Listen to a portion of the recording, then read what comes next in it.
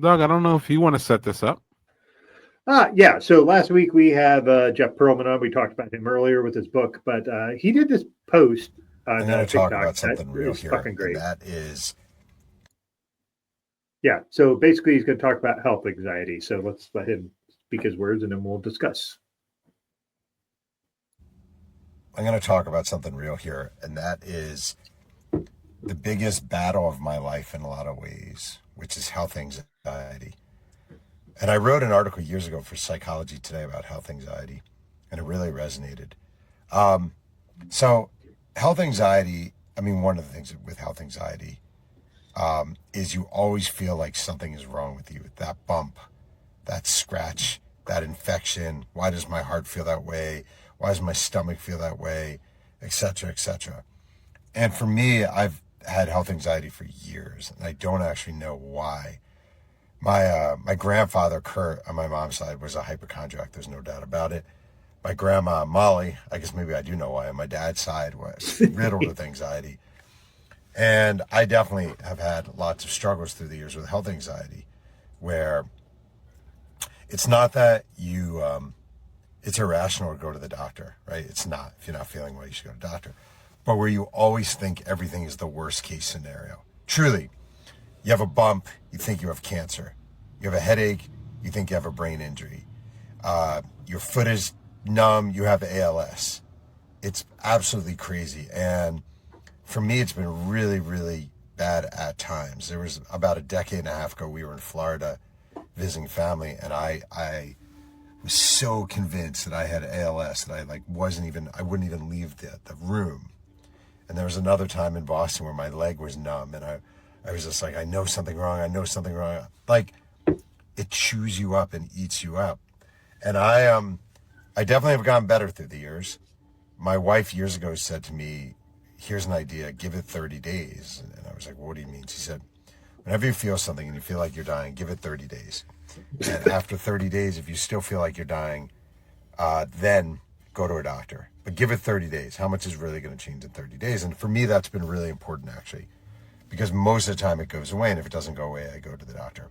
But I'm telling you, health anxiety is no fucking joke. It sucks. It eats you up. It eats up a lot of your life. You worry. And the problem is, like, you always think, well, this time is different. This time is different. This time, I know I've never blah, blah, blah, but this time it's just different. I can tell it's different. And it chews you up. It does chew you up. And then you feel like a fool afterwards because it inevitably hasn't been anything so far. And you're like, well, all right. So I've gone to therapy. I need to start going to therapy again, although it hasn't been bad lately. And it just sucks. And if you have health anxiety, I promise you there are millions of people like us who go through the same shit. It sucks. I have a great life. I have a great family. I've had a wonderful career. I live in California. But sometimes when it gets really bad, it turns super dark. I fucking hate it. So there's my real life story about health anxiety. Yeah. So I'll jump in here, Sergeant. The reason I picked this is because so for me, this is a real thing in an interesting way because almost exactly 4 years ago, about a month away from that, I had a heart attack, and before that, I got some pain or whatever. Fuck it, I just deal with it and whatever. And I had high blood pressure, and I went to the doctor. Said my blood pressure is a little high. Doc said, well, we need to get that checked out. I'm like, okay, cool, let's do that. And then my blood pressure went super high, and then I almost fucking croaked. So now my health anxiety is all about blood pressure, and if I have some sort of weird pain around my chest, I am freaking the fuck out. It's weird. Like, that was a real brush with mortality for me, like a real brush. If I told the story a few times on here. I'm not going to go into the whole thing, but it was really, really rough. And what's funny is it was actually, and I've said this many times, and I will always say it, is I think it was more rough on my wife than it was with me, because it was in the middle of COVID, the height of COVID. I was in an emergency room hallway in a bed for 36 hours because they had no room in cardiology because all the beds were taken by COVID patients. Right. So I, did my thing. And then I got out 4 days later after they put 5 stents in my heart. Jesus. So yeah, it was not great. But now that whole health anxiety thing, man, that is such a thing. It's so real for me. And it's specifically about those things, especially blood pressure is a real trigger point for me, because the blood pressure was what was the indicator for what was going on. And when I went into the hospital that day when I had my heart attack, my blood pressure was like 210 over 110. It was super crazy high. And so if my blood pressure is even slightly elevated, like I had a reading where it was like 127 over 89, which is very much in normal range. Yeah. That is, and I just was like freaking the fuck out because Right. I was like, fuck, that means I'm going to go up. And like, it's interesting how that sort of thing can inform your life experience, can inform you to have anxieties you never had before. I never had those. So I don't know. How do you feel about that sort of thing with the health anxiety? Is that something you deal with? Or Oh yeah, I think it's a very real thing, and I think just seeing in the comments, I see a lot of other guys that talk about it. Or I'm sorry, a lot of guys that seem to identify with it. And I think that actually makes me feel better about it, because it's one of those things where, like, you sometimes don't know when you have those little anxieties in life, you don't know how normal that is until you talk about it and somebody else is like, oh yeah, I have that same thing. I'll give you an example. I was reading this really interesting article about intrusive thoughts. I'm sure everybody here knows what that is now, but it wasn't a thing that was talked about when I was a kid. And so you have an intrusive thought and you're like, what the fuck is wrong with me? Why am I thinking about that? Right. And then I found out years later, reading an article, interesting that he mentioned Psychology Today, because that's where I read the article. And it was talking about intrusive thoughts. And this psychologist, was saying a lot of their patients, the most common thing that they hear from their patients involves intrusive thoughts, because the very nature of intrusive thoughts is so insidious, because it's a horrible thing that you don't want to admit. You're standing on the train platform waiting for the subway train to come, and there's somebody standing next to you, and you get that intrusive thought, oh, I should, what if I push him and they go in front of the train? You're not actually going to do it. You don't want to do it, but your brain is like, hey, let's play a game. Let's do worst case scenarios for a little while. And people are terrified to admit that they thought of doing that. And it wasn't until I had read that article that I realized how normal it was to have that. And I think when it comes to something like health anxiety, which is a great term, and I think it's a far more accurate and helpful term than hypochondria. Yeah. Is where when you have a very stressful life, or you're a person who suffers from anxiety, you don't want to feel sick all the time. No. But you do, and you're worried. And you experience things. I'll give you an example. When I was in Iraq for about 7 or 8 months, I was convinced that I had mouth cancer, because there was a little bump on my gums, and I was certain that it wasn't there before. And so for 7 months, I dealt with the miserable anxiety of feeling this bump and not knowing what to do. I was brushing my teeth like 4 or 5 times a day, rinsing out with Listerine constantly. Finally, I went to the dentist at the end of my deployment because my missions were over. I was getting ready to go home. I had some time to kill. I go to the dentist and he's like, why are you here? And I was like, I think I might have oral cancer. And so he's like, okay, I'll take a look. He looks in my mouth and he's like, that this bump right here? And I was like, yeah. And he's like, that's your anatomy. It's just your body. It's probably always been there. But because I was in such an anxious place and I had no control over any aspect of my life, essentially, you take that one thing that you have control over, which is your body, and boom, it's a crisis. I lost so much sleep over a fucking bump that has been in my mouth probably since I was an infant. it's a very real thing, and I'm not making fun of it by any stretch, because I'm sure there's a lot of people out there right now who are dealing with it and are struggling.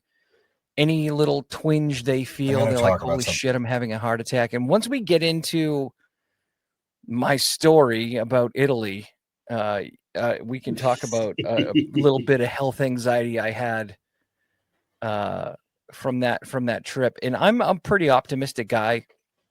I've managed to find ways. I see a therapist regularly. I found ways to cope with some of the anxieties that I deal with on a regular basis. But health anxiety is one of those things that'll get you, because the thing is, it happens when something not normal happens. But when you're 43, almost 44, holy fuck, 90% of the pains you feel are not pains you felt before. You know? Yeah, add 10 years to that equation. That's where Yeah, I am. you get it. Like that heart attack happened for me 2 months after I turned 50. Ugh. And one of the things you really don't want to hear is like, hey, you have genetically narrow arteries. Jesus Christ. Thank you for that. Thanks, Doc. Thanks. You That's what I wanted more. I wanted more anxiety about what's going on. Thank you. Yeah, that was not pleasant. But that's a tough one. Yeah. Yeah. It is tough. And the reason why it's just the idea is like, so this is mine is very specific. It's a specific region because I've had trauma there. So, and, of course, yeah. And so my region is very specific. Like right now, I have an appointment with an ortho because I have some issues with my rotator cuff where I can't roll my arm too far back or it fucking hurts. Yeah. That's age, and I hurt my rotator cuffs. That doesn't worry me. But every fucking time I get my blood pressure checked, I am struggling to not panic. Yeah, I don't blame you. I mean, the blood pressure is a scary thing because it's 4 years and I'm still struggling with that. And that really fucking sucks. Well, I mean, that's a super serious thing. Your rotator cuff, what's the worst that can happen? You need to wear a sling for a while, get some surgery.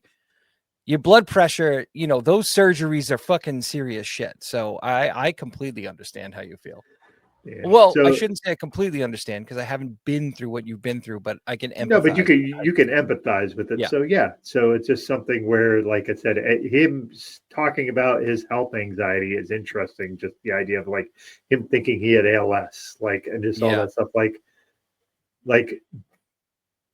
I live with folks who live with anxiety all the time. I have several of them that are in my house, and it's weird when I'm looking at like one of my kids who's having anxiety about something they're dealing with. And I'm just like, you're super young, but like, listen, if your body is telling you something that something's off, like one of my kids has POTS. POTS is like really hard to diagnose. Yeah. I've heard. So we actually were, that's crazy that you mentioned it. We were worried that my daughter had it for a little while.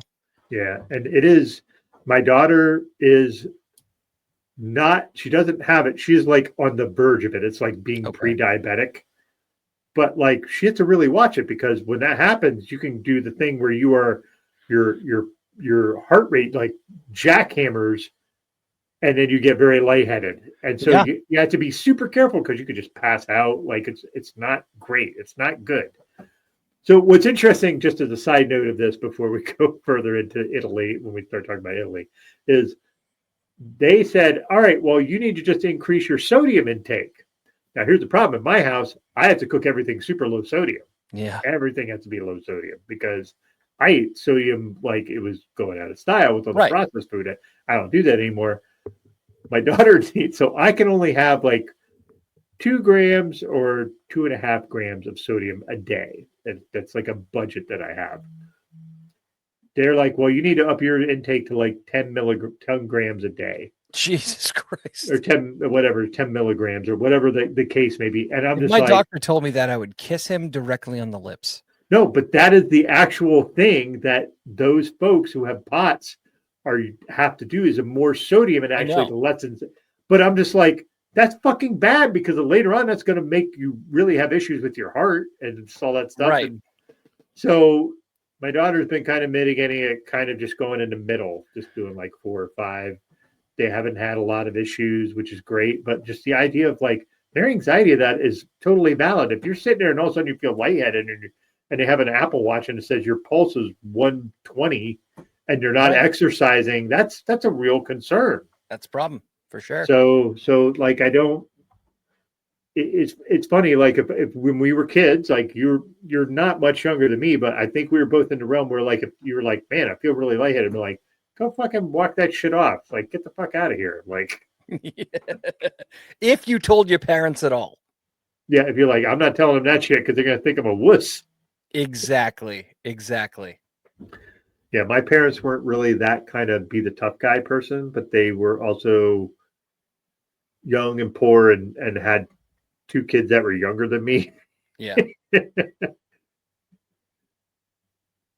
So anyway, but yeah, sorry. That was one of the things. I just thought that was a really intriguing perspective. I'd never heard of the health anxiety before, but that is very much how I feel. So I thought it was kind of No, I apropos think that was a great thing to bring up because I think maybe in some ways people can find some comfort in knowing that they're not the only ones that are worried.